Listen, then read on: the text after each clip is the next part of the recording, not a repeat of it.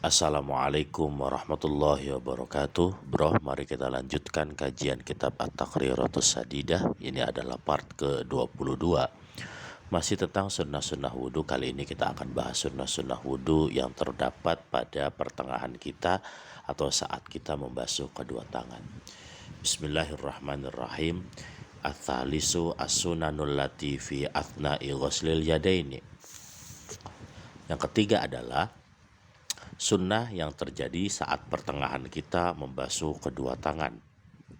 Yang pertama, tadi'a minal kaffaini. Membasuh tangan itu hendaknya dimulai dari kedua telapak tangan. Idza kana yasabbul ma'a ala nafsihi. Dimulai dari telapak tangan itu jika kita membasuh tangannya adalah membasuh tangan sendiri. Wa idza sabba alaihi ghairuhu, jika membasuh tangan orang lain, wa mithluhu as-sanbur fayabtadi'u bil mirfaqi. Jika kita membasuh tangan orang lain, maka dimulainya bukan dari telapak tangan, akan tetapi dari sikut. Ya, jadi kalau tangan kita sendiri yang kita basuh, kita mulai dari ujung telapak tangan. Tapi kalau tangan orang lain yang kita basuh, maka itu dimulai dari sikut. Wa yaqulu 'inda ghuslil yumna. Dan hendaknya kita berdoa ketika membasuh yang kanan, yaitu Allahumma atini kitabi biyamini wa adkhilnil jannata bighairi hisabin. Nah, ini doa kita baca ketika kita membasuh tangan yang bagian kanan. Wa yaqulu 'inda ghuslil yusra.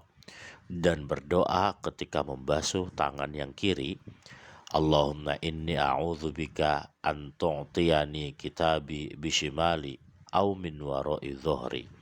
Nah, doa ini kita baca ketika kita membasuh tangan yang sebelah kiri. Lantas, sunnah yang kedua ketika sedang membasuh tangan adalah at-tayammunu fayaghsilul yumna tsummal yusra. Maka kita disunnahkan untuk mendahulukan anggota yang kanan, membasuh anggota yang kanan, kemudian baru membasuh anggota yang kiri. Dalam tangan kita disunahkan mendahulukan yang kanan dulu, berbeda dengan wajah. Kalau ketika membasuh wajah yang di pertama, yang di part 21, itu kita tidak disunahkan mendahulukan anggota yang kanan, ya. Tapi kalau pas tangan, kita justru disunahkan untuk mendahulukan anggota yang kanan dulu.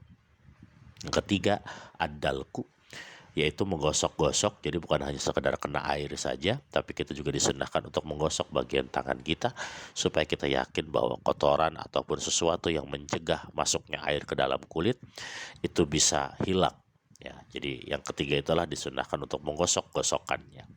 Yang keempat, at-takhrilu lil asabi', menyela-nyela beberapa jari atau menyela-nyela jari-jari tangan kita, bi ayyi kaifiatin, dengan bagaimanapun caranya.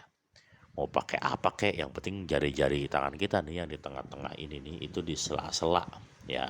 Maksudnya jangan asal kena air doang, tapi di sela-sela nih, di kayak giniin juga nggak apa-apa nih, ya. Wal afdalu bit tashbiki, akan tetapi yang lebih utama adalah dengan cara tasbik. Wa huwa wad'u ihdahuma 'alal ukhra. Tasbik itu adalah meletakkan salah satu jari tangan kepada jari tangan yang lain. Gampangnya beginilah tasbik tuh. Nah, jadi ketika kita membasuh tangan itu kita disunahkan tasbik. Jadi sela-selanya itu masuk untuk membersihkan sela-sela yang lain, ya. Yang kelima, italatut tahjil, yaitu memanjangkan basuhan. Maksudnya basuhannya jangan dipasin. Sampai mana itolatut tahjil itu? Ila nisfil adudi, sampai setengah lengan atas. Jadi ketika kita membasuh tangan, jangan pas sampai sikut doang, tapi kita disunahkan untuk melebihkan sampai setengah lengan atas tangan kita, ya. Wal akbalu ilal katifi, dan yang lebih utama, itolatut tahjil ini kita lebihkan sampai dengan pundak, ya. Jadi kalau mau dapat keutamaan ketika berwudu, pilihannya yang pertama membasuh tangannya itu sampai pertengahan lengan atas, ataupun kalau mau lebih sempurna lagi, maka lanjutkan basuhan tangan tersebut sampai dengan pundak. Yang keenam, tahrikul khatimil ladzi yasilul ma'u tahtahu, yaitu menggerak-gerakkan cincin kita, alladzi yasilul ma'u tahtahu, yang air itu bisa masuk ke dalamnya. Maksudnya bisa masuk ke dalam kulit yang ada cincinnya. Fa idza lam yasil fayajibu tahrikuhu. Tapi jika air tersebut tidak masuk, maka kita wajib menggerak-gerakkannya. Kalau dalam kecurigaan kita itu air itu tidak bisa masuk ke dalam bawahnya cincin, maka menggerakkan cincinnya hukumnya wajib. Tapi kalau menurut kita airnya bisa masuk tanpa menggerakkan cincin, maka menggerakkan cincinnya hukumnya sunnah. Ya, jadi sunnah itu kalau menurut kita air itu bisa masuk ke dalam bawah cincin tanpa kita gerakkan cincinnya. Tapi kalau menurut kita ini nggak mungkin bisa masuk nih air kalau cincinnya tidak digerakkan, maka itu wajib menggerakkan cincinnya. Yang ketujuh, al-muwalatu baina ghuslil wajhi wal yadaini. Muwalat itu terus menerus, tidak ada jeda antara membasuh muka dan membasuh tangan. Jadi dalam sunnah-sunnah wudhu itu biasanya ada kata mualat, yang berarti tidak disela-sela dengan pekerjaan lain.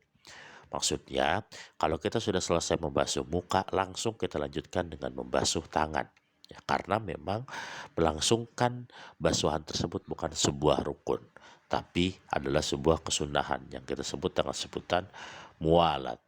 Nah, yang kedelapan adalah at-tatlitsu fi ma madha, melakukan perbuatan sunnah-sunnah tersebut sebanyak 3 kali. At-tatlitsu, jadi semuanya, tangan kanan dulu 3 kali, kemudian tangan kiri 3 kali, menggosok-gosokkannya juga 3 kali, menyela-nyela jari-jari juga 3 kali, kemudian melebihkan basuhan itu sampai dengan lengan bagian atas ataupun sampai dengan pundak juga 3 kali. Ya, jadi at-tatlitsu itu adalah 3 kali basuhan supaya mendapatkan kesunahan. Nah, itu tadi adalah kesunahan-kesunahan yang terjadi pada saat kita membasuh tangan. Kalau ada pertanyaan silakan diklik di kolom komentar. Jangan lupa subscribe, like, dan share. Wallahu a'lam bishawab wa ilahil marji'u wal ma'ab. Assalamualaikum warahmatullahi wabarakatuh.